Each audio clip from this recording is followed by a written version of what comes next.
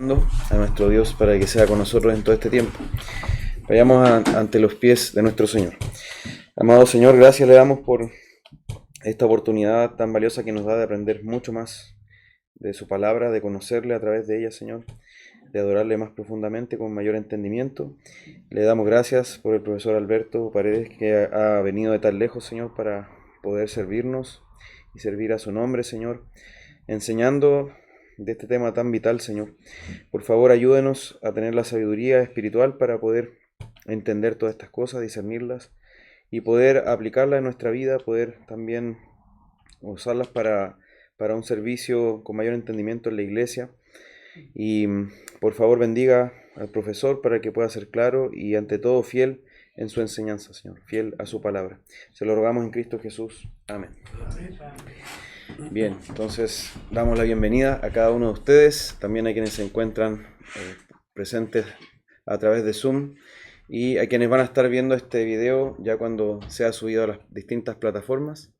A nombre del coordinador académico Jeffrey Álvarez, el director académico Alejandro Castiblanco y a nombre de la sede en Chile. Entonces, muy bienvenidos y también gracias al profesor Alberto Paredes por estar aquí con nosotros. Vamos a presentarlo brevemente. Él es esposo de Laura, padre de Pía y Lucas, es médico de formación por la Universidad Anáhuac Mayap en México. Él tiene una maestría en divinidad y una maestría en artes en estudios teológicos de RTS Charlotte, Carolina del Norte. Allí asistió en la enseñanza e investigación en teología sistemática con el doctor Kevin DeYoung, de quien también fue interno pastoral en Christ Covenant. Con el doctor William Ross sirvió como asistente de enseñanza e investigación en las áreas de lenguas bíblicas y Antiguo Testamento. Y actualmente el profesor es candidato para un PhD en la Septuaginta y en Antiguo Testamento en la Universidad de Cambridge con el doctor Peter Williams. Así que damos gracias a Dios por contar con el profesor Alberto Paredes y ahí él explicará la dinámica de la clase y le damos la bienvenida y las gracias, profesor. Gracias, pastor. Muchas gracias. Primero que nada, gracias por recibirme. Gracias por permitirme estar aquí. ¿Alguien sabe lo que significa prolegómena en teología sistemática? Prolegómenas son las cuestiones introductorias.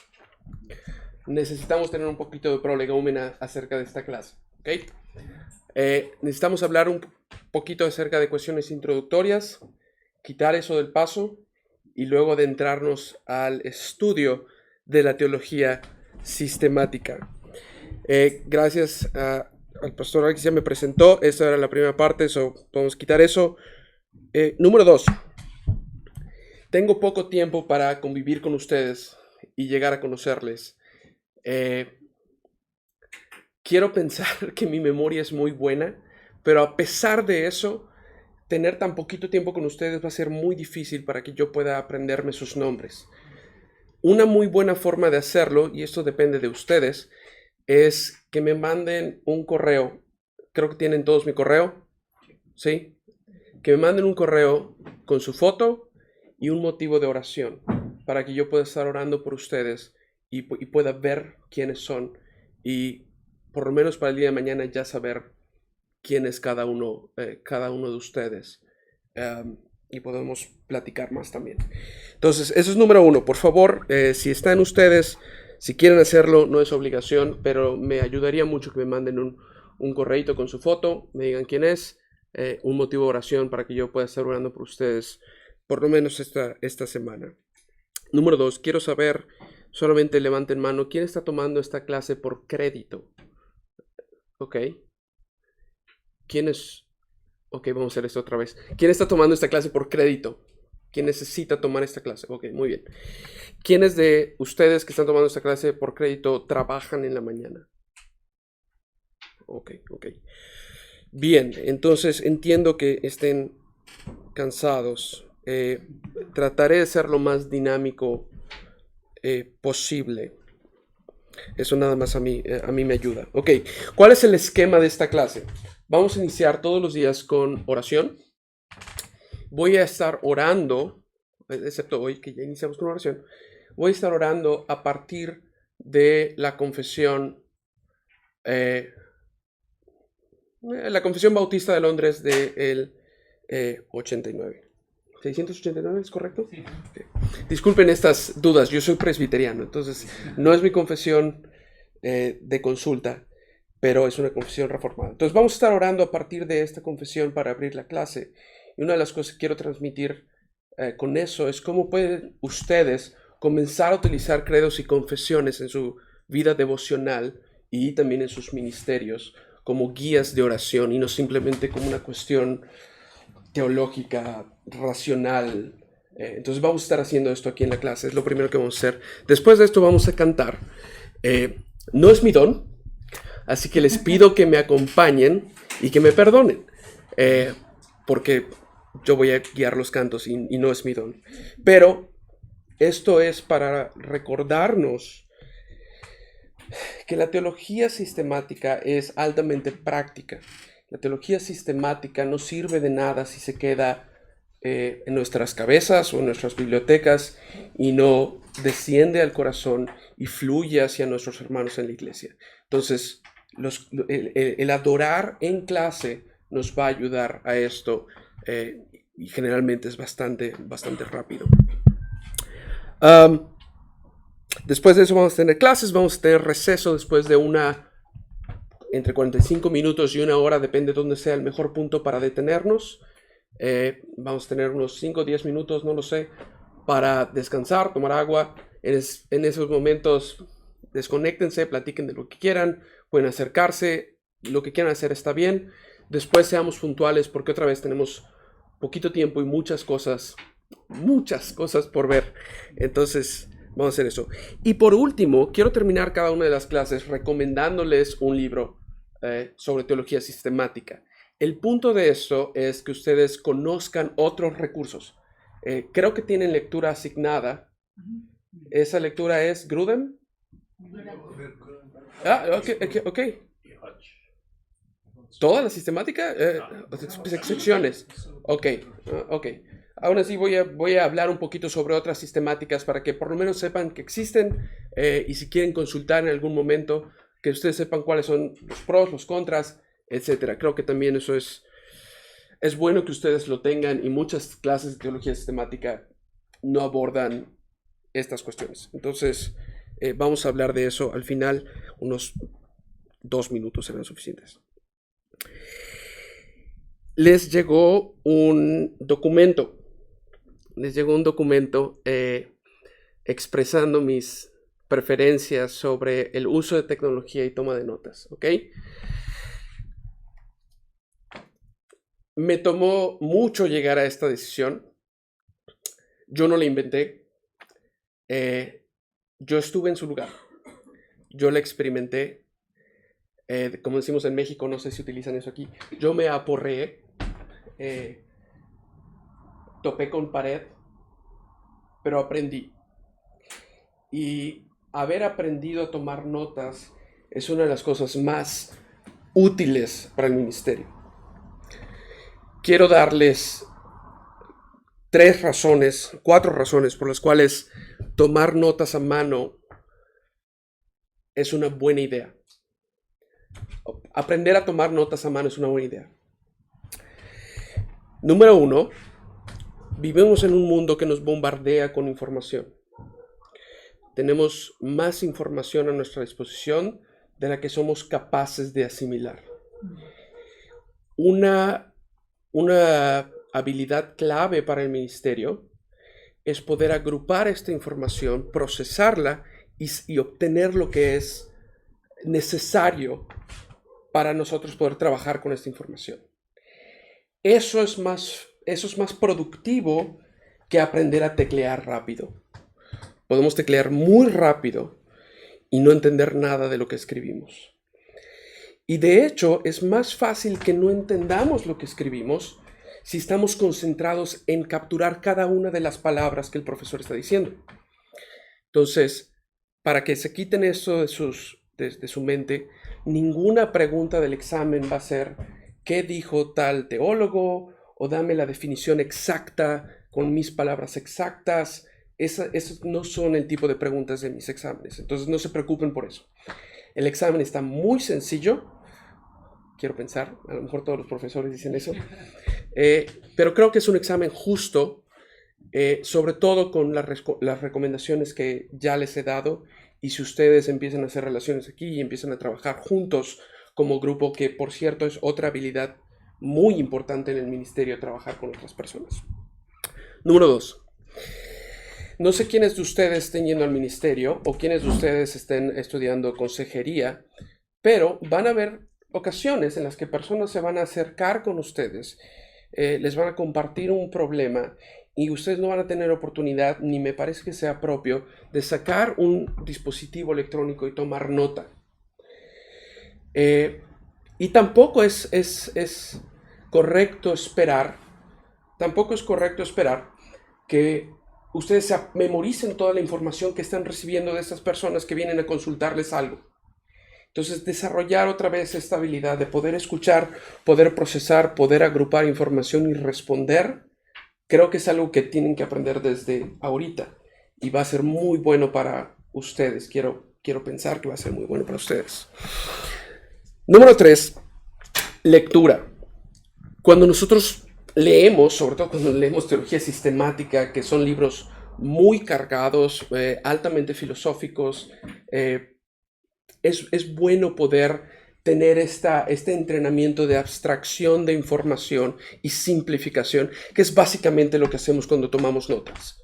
Cuando tomamos notas, abstraemos lo que es más importante, lo procesamos, lo simplificamos y lo redactamos de alguna manera que sea familiar para nosotros.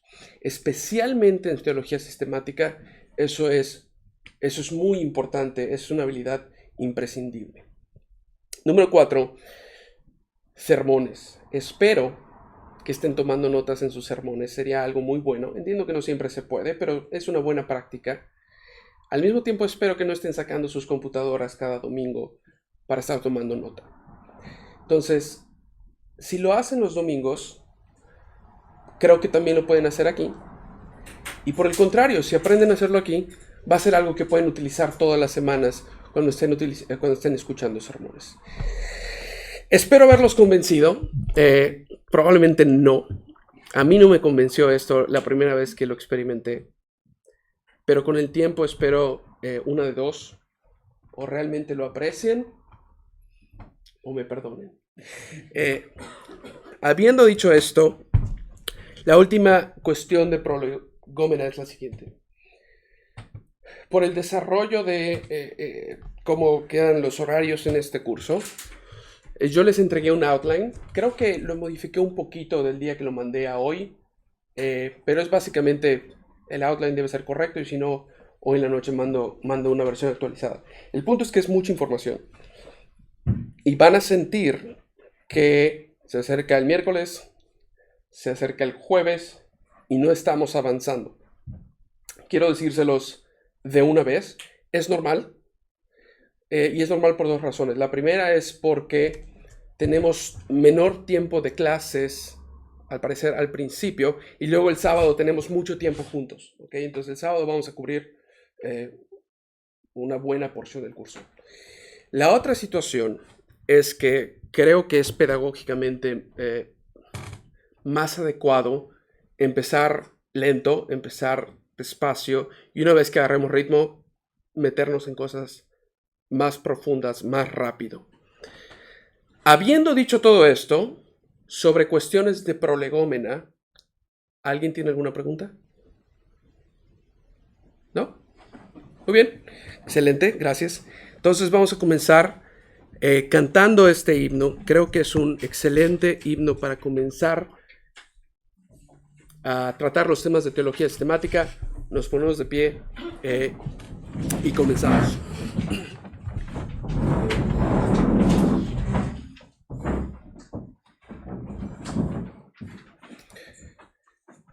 Oh Dios de mi alma, sé tú mi visión, nada te aparte de mi corazón.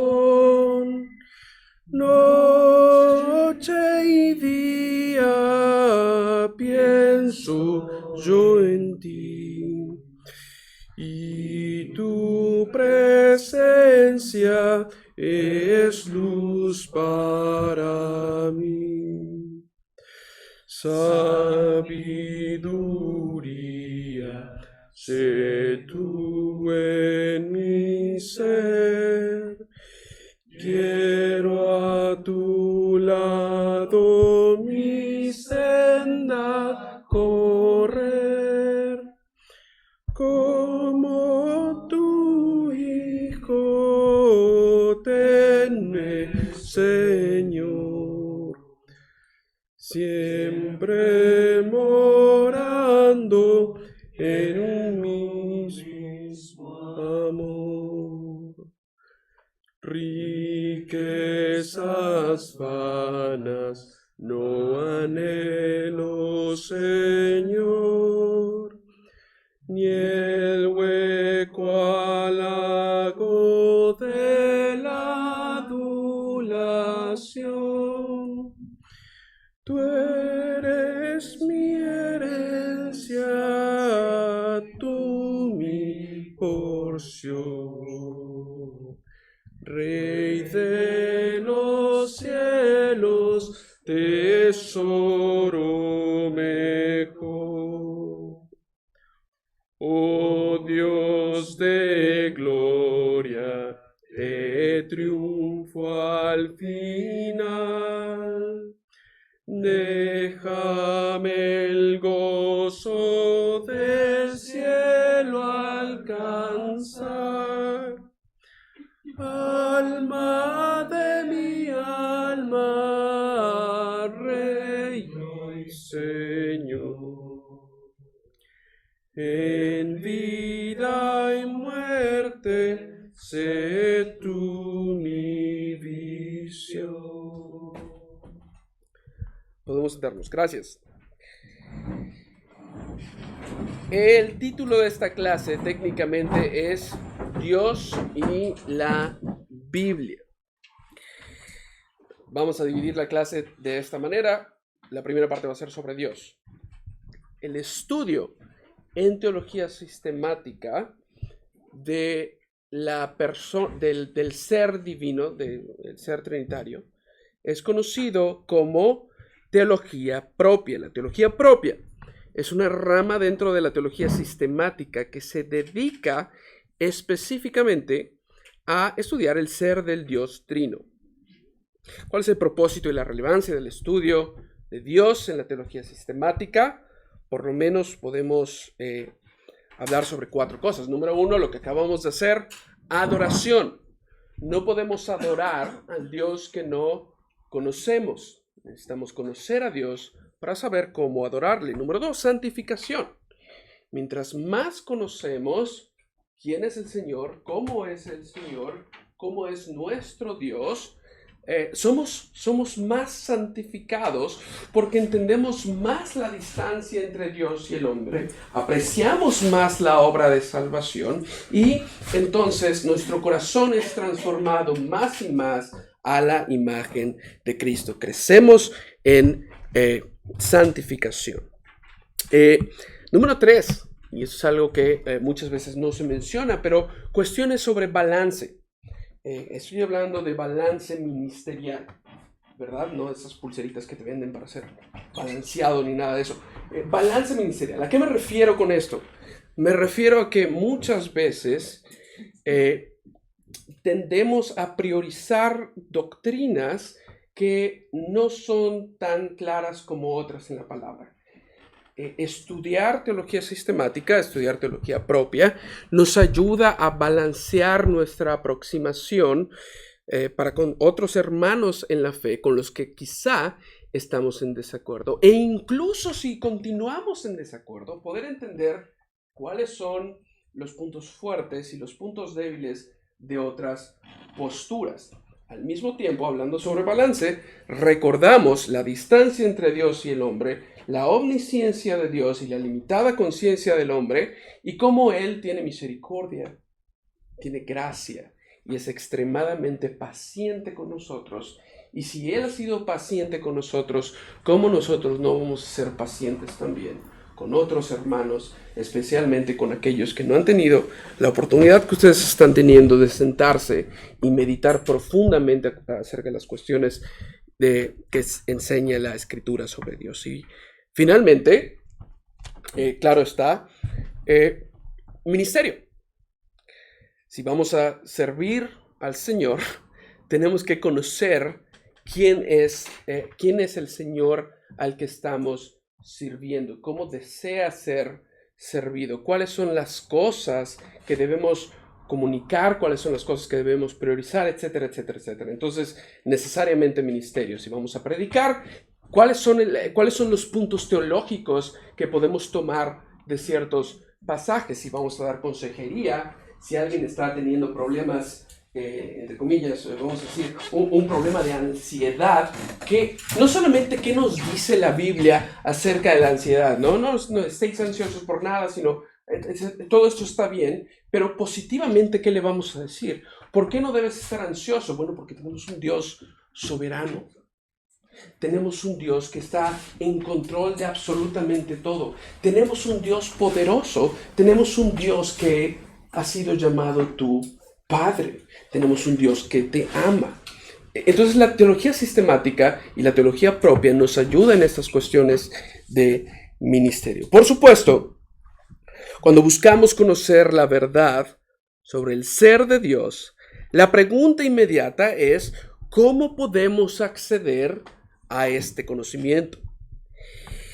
Y para ello existen algunas categorías que son fundamentales, son importantes. Entonces, básicamente, cuando hablamos sobre el conocimiento de Dios, la pregunta es: ¿cómo accedemos a este conocimiento? Y aquí es donde vamos a hablar sobre una palabra en latín que es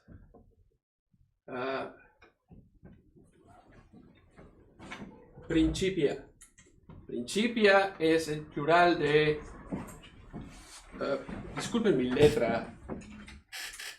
No puedo decir nada más que disculpen. Si no lo entienden, me pueden tener una pregunta de clarificación y decirme: profesor, ¿qué dice allá? Su letra es horrible, y se los puedo explicar. Entonces, principia, plural, principium.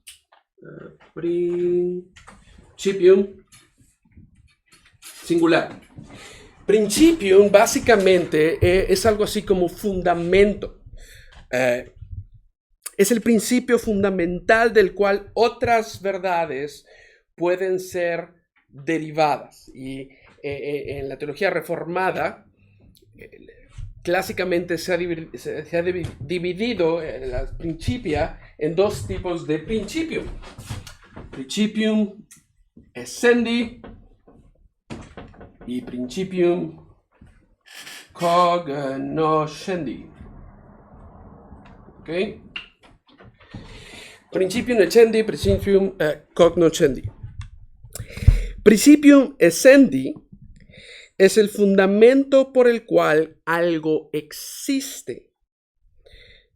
En este caso, y en el caso de toda la creación, Dios es el principium essendi, el fundamento de la existencia de todas las demás cosas. Entonces, principium essendi es Dios. Dios es el principio fundamental del cual surge todo tipo de conocimiento. Sin Dios no hay conocimiento.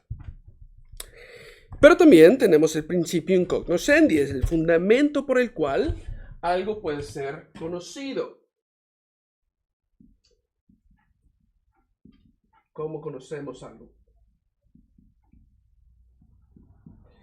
Principium cognoscendi es el fundamento por el cual algo puede ser conocido. Y existen dos tipos: el principium cognoscendi externum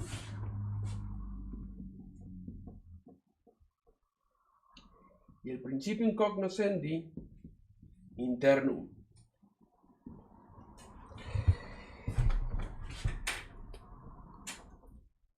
Estos principios se pueden aplicar a cualquier área de conocimiento. En teología sistemática, el principium cognoscendi externum va a ser la revelación especial. Por supuesto, el fundamento del conocimiento, el principio de conocimiento que está fuera de nosotros mismos, por el cual nosotros podemos acceder a la información acerca de Dios, acerca de la Biblia, acerca de la salvación, etcétera, va a ser la Escritura o revelación especial, ¿correcto? ¿Cuál es el principio cognoscendi internum? El principio cognoscendi internum, ¿cuál es el órgano dentro de nosotros que nos permite tomar esta información? Y teólogos como Francis Turretin, teólogos como Herman Bavinck, estoy seguro que Berkhoff también hace esto, van a responder de la siguiente manera. El principio cognoscendi internum es el órgano de la fe. Entonces, el principio por el cual nosotros internamente recibimos el conocimiento que viene externamente de la Escritura y la revelación especial es la fe que ha sido dada por Dios. Esto nos deja con una pregunta fundamental. La pregunta fundamental es si sobre todo aquí, si nuestro principio cognoscendi, la forma que nosotros conocemos cosas sobre Dios, que es el principio cognoscendi, es la revelación especial que es recibida por la fe, ¿dónde queda la razón? ¿Cuál es el papel de la razón en el estudio de la teología sistemática? Y hay tres puntos fundamentales que quiero decir acerca de cuál es el papel de la razón. ¿Okay? El primer punto es, la razón no es fundamental. Recuerden, cuando estamos hablando de principia, estamos hablando de los fundamentos, aquello que es completamente necesario para que nosotros accedamos a cierto tipo de conocimiento. Entonces, la razón no juega un papel fundamental. La razón no es el fundamento sobre el cual construimos toda nuestra teología. Otra forma de ver esto es, la razón no va a ser el árbitro que decida qué es lo que debemos creer. Por ejemplo, cuando alguien está hablando acerca de cuestiones como la creación, una creación en 7 días, quizá algo, eso es un poquito más debatido. Vamos a hablar de la resurrección, ¿ok? Hablamos de la resurrección y ¿qué es lo que nos dice la razón? La razón nos dice, yo nunca he visto a nadie levantarse entre los muertos, ¿ok? Entonces, ¿cómo debo interpretar la resurrección en la Biblia? Racionalmente debe ser una cuestión metafórica o debe ser que se confundieron, podemos tomar principios morales de todo esto. No, la razón no es el árbitro final del estudio de nuestra teología. En ese sentido, la razón no es fundamental. Número 2, el papel de la razón, por otro lado, tampoco es antagónico. ¿Qué queremos decir con esto? La razón no es dejada de lado al construir nuestra teología. Otra forma de verlo es, la razón no está en contra de nuestra teología. Cuando nosotros hablamos de fe y razón en una misma frase, generalmente la gente piensa que cada una contradice a la otra y no hay forma de utilizar las dos. Ese no es el extremo tampoco al que queremos ir. Entonces, por un lado, no estamos diciendo la razón debe ser el fundamento de nuestra teología. No estamos diciendo eso. Por otro lado, tampoco nos queremos ir al otro extremo, decir la razón y la teología y la fe están contrapuestas, es una contra la otra. No son antagónicos. Número 3, ¿qué sí es? ¿Cuál es el papel? Es un papel instrumental. Utilizamos la razón dada por Dios para construir juicios a partir de lo que hemos recibido por la fe. Evitamos el antiintelectualismo y el misticismo, vamos a hablar de eso más adelante, pero también el racionalismo. Es decir, una vez que nuestro principio cognoscendi externum, que es la revelación especial, la escritura, nos ha dado información acerca de Dios, acerca de sus obras, acerca de cualquier cosa que tenga que ver con Dios, nosotros lo recibimos, principio cognoscendi internum, a través del órgano de nuestra fe, y entonces esas cosas que recibimos por la fe las podemos sistematizar de forma racional. Entonces tiene un papel instrumental, no fundamental, pero tampoco antagónico. ¿Ok? Hay otro término.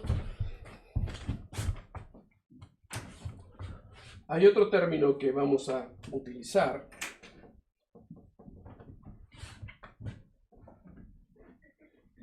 Se van a dar cuenta que en teología sistemática hay términos en latín para todo, pero también hay términos en griego. Y ahorita vamos a aprender uno.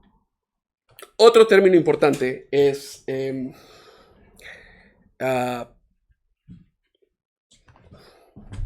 similar al principio. ¿Alguien ha llevado griego aquí? Oh, excelente, perfecto, muy bien. ¿Qué significa? Principio, por supuesto, es exactamente lo mismo. Pero en teología lo utilizamos de una manera un poquito distinta, ¿no? Arge, déjenme. Lo pueden escribir así. Arque. Arque también significa principio. Ahora, cuando hablamos de arque, en cuanto al conocimiento de Dios, lo vamos a juntar con otra palabra que es tipos. ¿Alguien sabe qué es tipos? Es como imagen, es como sello, ¿ok? Entonces, cuando tenemos un arque... Sí, perdón. No solo mis letras latinas son feas, también las griegas, y espérense a ver el hebreo. Sí, tipo. Entonces, cuando hablamos de un arquetipo, ¿alguien estudió ingeniería o arquitectura? ¿Tienen este lenguaje, un arquetipo? ¿Qué es? Un modelo. Un modelo, claro. Entonces, cuando hablamos del arquetipo, estamos hablando de lo original. Entonces, tenemos un tipo de conocimiento que se llama conocimiento arquetípico. Arquetípico, correcto. ¿Ok? El conocimiento arquetípico va a ser el conocimiento que Dios tiene sobre sí mismo. Es un conocimiento completo, es un conocimiento perfecto, es un conocimiento exhaustivo, porque es el conocimiento que el original tiene sobre sí mismo. Tiene todo el sentido del mundo. Primero, porque sabemos que Dios es omnisciente, pero también simplemente por el hecho de que Dios es Dios, obviamente Él tiene conocimiento de quién es Él. Entonces, conocimiento arquetípico va a ser el conocimiento que Dios tiene de sí mismo. Existe otra palabra que viene del griego. Aquellos que han llevado griego, esta es una preposición ek, que significa fuera o de, desde, bla, bla, bla. Vamos a tener conocimiento arquetípico, pero también vamos a tener conocimiento ectípico. Y si el conocimiento arquetípico es el conocimiento original, el conocimiento que el original tiene sobre el original, que Dios tiene sobre Dios, el conocimiento ectípico va a ser un conocimiento no original, sino derivado. Esto es bien importante, estas categorías son bien importantes cuando estamos estudiando teología sistemática, porque entendemos que no importa cuánto estudiemos, solamente Dios tiene conocimiento arquetípico. Solamente Dios va a tener un conocimiento exhaustivo sobre sí mismo, y todo lo que nosotros tenemos, precisamente porque nuestro principio in cognoscendi externum es a través de la revelación, es a través de la escritura, va a ser un conocimiento derivado. ¿Okay? Esto también deja lugar para lo que en teología conocemos como el misterio. ¿Por qué? Porque, por un lado, hemos visto las cuestiones de la relación entre la fe y la razón, y hemos dicho que no son opuestas, pero al mismo tiempo estamos reconociendo que nunca vamos a tener un conocimiento exhaustivo sobre Dios. Y entonces, mientras más estudiemos el ser de Dios, ¿qué va a pasar? Va a llegar un momento donde nos acerquemos a nuestros propios límites y decir, esto es un misterio. No es irracional, porque estamos utilizando la razón instrumentalmente. No es falso, porque el conocimiento que tenemos de Dios es verdadero, es el principium cognoscendi externum, viene a través de la revelación, es verdadero, pero no es exhaustivo. Existe una última distinción. ¿Puedo borrar? Bien. ¿Sí? ¿Sí? ¿Bien? Ok. Existe una última distinción cuando hablamos de conocimientos, ¿ok? Entonces, cuando hablamos de conocimiento hemos visto la principia, principium essendi, que es Dios, principium cognoscendi externum, que es la... ¿Qué es la? Revelación, principium cognoscendi internum, que es la fe. Muy bien. También vimos el conocimiento arquetípico, que es el conocimiento original, el conocimiento que Dios tiene sobre sí mismo, sobre Dios. Bien. Y el conocimiento ectípico, que no es un conocimiento original, es un conocimiento derivado. Muy bien, correcto. Es fácil, ¿ven? Ahora, vamos a hablar sobre conocimiento univocal, equivocal y analógico. Esto es tremendamente importante. Es tan importante que si alguien de ustedes fuera profesor, seguramente lo pondría como la primera pregunta del examen. Si ustedes son profesores. Pero no lo son. Entonces, univocal, equivocal y analógico. ¿Ok? Tipos de conocimiento.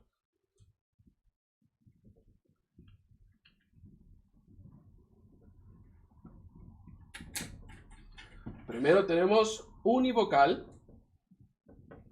luego tenemos equivocal y luego tenemos analógico. Analógico, okay, vamos a hacer eso.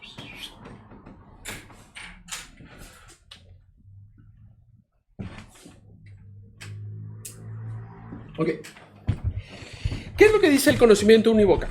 Conocimiento univocal, básicamente, la premisa es, a veces también lo van a encontrar en español como conocimiento unívoco, significa que los términos se usan exactamente en el mismo sentido, con el mismo significado cuando se aplican a diferentes sujetos, en este caso, al hombre y Dios, o más bien Dios y el hombre. En esta visión, cuando decimos algo sobre Dios y algo sobre los humanos o sobre el hombre, los términos tienen el mismo sentido y la misma definición. ¿Okay? Vamos a llamar esto una relación. ¿Alguien estudió matemáticas aquí? ¿Sí? ¿Has estudiado todo, ¿no?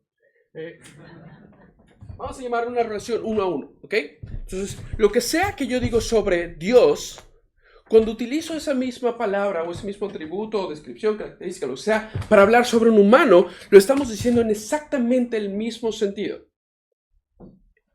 Cuando decimos que Dios tiene un brazo poderoso, debe ser un brazo, no como el mío, pero más poderoso. El Señor tiene un brazo. Obviamente, nosotros sabemos que Dios es espíritu. Juan capítulo 4. Entonces Dios no puede tener literalmente un brazo. Por esta razón, los reformados entendieron desde el principio que el conocimiento que tenemos de Dios no es univocal. Y eso es interesante porque cuando leemos sistemáticas o otros tipos de teologías o ideas que presenten estas relaciones univocales entre Dios y el hombre, inmediatamente podemos decir, alto. Algo anda mal aquí, porque la relación entre Dios y el hombre y el conocimiento no es univocal. ¿Okay? ¿Cuál es el otro extremo de esto? Bueno, Si el conocimiento no es univocal, no es uno a uno, la siguiente teoría es que el conocimiento debe ser entonces equivocal. Esto quiere decir, el conocimiento equívoco o equivocal, que los términos tienen significados completamente diferentes cuando se aplican a diferentes sujetos. Por ejemplo, la palabra bueno significa algo que todos entendemos en este mundo, pero cuando hablamos de Dios no sabemos qué significa bueno. Bueno podría significar cualquier cosa. ¿Cuál es el problema con esto? El problema con esto es que si no podemos conocer nada verdaderamente acerca de Dios, porque todas las expresiones que utilizamos son equivocales, entonces el conocimiento de Dios es últimamente imposible. Y si el conocimiento de Dios es imposible, hay dos problemas allá. El primero es que la revelación pierde su sentido. ¿Para qué Dios se habría revelado si al final de cuentas el conocimiento de Dios es imposible? Pero más peligroso aún es que ponemos en duda el poder de Dios para comunicarse. Porque al final de cuentas, ciertamente el hombre tiene que ejercitar la fe y la razón para poder entender cosas de Dios, pero al final del día, cuando uno pregunta cómo es que entendemos cosas, cómo es que sabemos cuestiones sobre Dios, no estamos haciendo una pregunta sobre la capacidad del hombre de entender, sino sobre la capacidad de Dios de revelarse. En otras palabras, si esta clase termina y ustedes no comprenden nada y ustedes no aprendieron nada, el problema probablemente no estuvo en ustedes, sino en mí como profesor. Yo no tuve la capacidad de expresar coherentemente las ideas de forma que ustedes la entiendan. Y no quiero estar hablando univocalmente, pero es una analogía, ¿cierto? Entonces, podríamos expresar el tipo de conocimiento equivocal como no una relación uno a uno, obviamente, una relación quizá uno a perros. Completamente distinto, completamente diferente. No tiene sentido, no podemos saber, no hay una coherencia detrás de ello. Y hemos dicho, esto tampoco puede ser el caso, ¿no es cierto?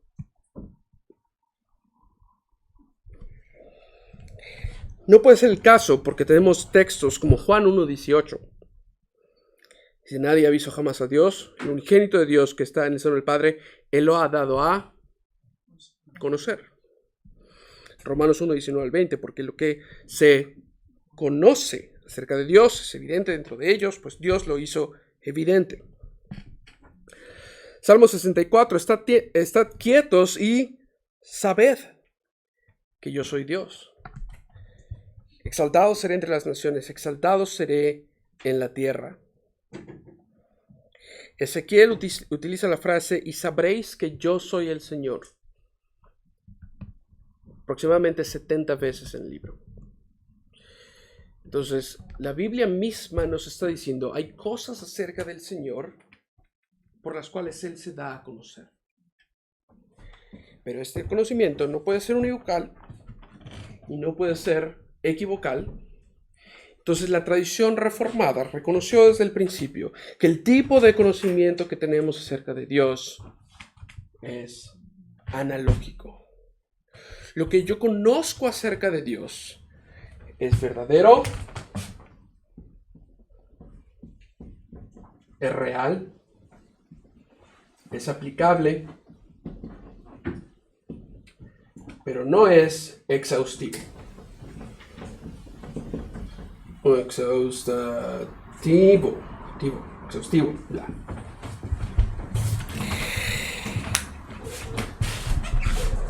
Este es el tipo de conocimiento que revela la Escritura acerca del Señor. Un conocimiento analógico, que encuentra un balance sugiriendo que aunque hay una similitud en cómo utilizamos los términos para Dios y para el hombre, también hay una diferencia significativa. El lenguaje analógico permite un discurso significativo, un discurso que tenga sentido sobre Dios, mientras que reconoce que los atributos de Dios no son exactamente los mismos que los atributos humanos. El teólogo Hermann Bavinck, en su Dogmática Reformada, lo describe de la siguiente manera. La teología cristiana enseña que nuestro conocimiento de Dios es analógico. Es el conocimiento de un ser que es incognoscible en sí mismo, pero aún así es capaz de dar a conocer en parte sobre él al ser que él creó. Es decir, fíjense cómo lo pone Bavinck. No dice que es una capacidad humana el poder conocer a Dios, sino que está en Dios la capacidad de ser un ser magníficamente exaltado e incognoscible, aún así darse a conocer verdaderamente, aunque no exhaustivamente, a su creación. Ese es el tipo de conocimiento analógico y es el tipo de conocimiento que nosotros tenemos. Y bíblicamente tenemos que afirmar que el conocimiento de Dios es posible. Lo hemos visto en los pasajes que leímos. Y si bien este conocimiento no puede ser exhaustivo, dado que el único conocimiento exhaustivo de Dios, ¿quién lo tiene? Por su conocimiento de tipo arquetípico, claro. Solamente Dios tiene ese tipo de conocimiento. Sin embargo, no por ello es menos verdadero. Esas son distinciones importantes que tenemos que hacer. En conclusión, Dios es cognoscible. Y lo que se puede conocer acerca de Dios, aunque no es exhaustivo, es aprehensible y verdadero. Aprehensible y verdadero. ¿Correcto? ¿Puedo borrar esto? ¿Sí?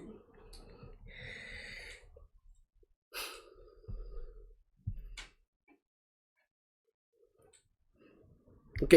Este es un buen momento por la hora para que pausemos y tengan 15 minutos para tomar agua y pensar en algo que no sea sistemática. ¿Ok?